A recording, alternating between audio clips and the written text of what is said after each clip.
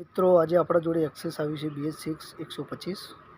તો એમાં કહેવાના મતલબમાં બ્રેક બિલકુલ આવતી નથી। તો આપણે બ્રેક માટે જ આ ખાસ ટોપિક લીધો છે। તો આ જે પેડ છે કહેવાના મતલબમાં બિલકુલ ઘસાઈ ગયા છે।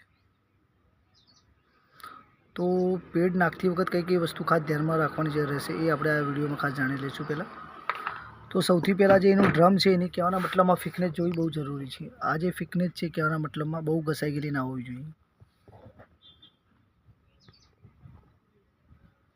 કે મોટા ભાગે બહુ ક્રેચીસ ના હોવો જોઈએ। આ બંને પેડ નવા નાખવાના છે। તો પેડ લેબર સાથે કેટલાની આજુબાજુમાં પડતા હોય છે એ પણ આપણે વિડીયોમાં ખાસ જાણી લઈશું। તો એની MRPની વાત કરીએ, કેટલી MRP છે એ પણ આપણે જોઈ લઈશું।